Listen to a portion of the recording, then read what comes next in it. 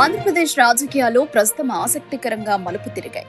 ప్రధాన ప్రతిపక్షం వైఎస్ఆర్ కాంగ్రెస్ పార్టీ అధికార కూటమి టీడీపీ, జనసేన, బీజేపీపై ముఖ్యంగా రాష్ట్ర అప్పులు, ఆర్థిక పరిస్థితిపై తీవ్ర స్థాయిలో విమర్శలు గుప్పిస్తున్నప్పటికీ పాలకపక్షం నుంచి సరైన ప్రతిస్పందన కరువవడం చర్చనీయాంశంగా మారింది. వైసీపీ నాయకులు మీడియా సమావేశాలు నిర్వహిస్తూ రాష్ట్ర అప్పులపై గణాంకాలు విడుదల చేస్తున్నారు. వైసీపీ ప్రభుత్వం దిగిపోయే నాటికి రాష్ట్రంపై ఉన్న మొత్తం అప్పు 7,21,918 కోట్లు అని ఆరోపిస్తున్నారు.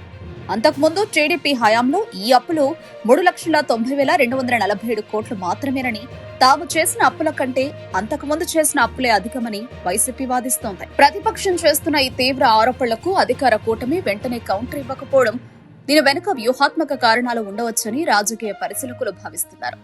ఈ మౌనానికి ప్రధాన కారణాలు ఇవి అయి ఉండొచ్చు. ప్రతిపక్ష విమర్శలకు ప్రతిస్పందిస్తే ఆ అంశాలకు అనవసర ప్రాధాన్యత ఇచ్చినట్టవుతుందని భావించి పాలనా సంస్కరణలు, భవిష్యత్తు ప్రణాళికతోనే వైసీపీకి జవాబు చెప్పాలని కూటమి నిర్ణయించి ఉండవచ్చు. ఏదేమైనా ఆర్థిక అంశాలపై వైసీపీ విమర్శలకు కూటమి ప్రభుత్వం ఎప్పటికైనా అధికార వివరణ ఇవ్వక తప్పదు. రాష్ట్ర ప్రభుత్వం శ్వేతపత్రం విడుదల చేసిన తర్వాత అప్పుల లెక్కలు, ఆర్థిక నిర్వహణపై పూర్తి స్పష్టత వచ్చే అవకాశం ఉంది. అప్పటి వరకు ఈ రాజకీయ మౌనం ఏపీ రాజకీయాల్లో చర్చనీయాంశంగా కొనసాగుతుంది.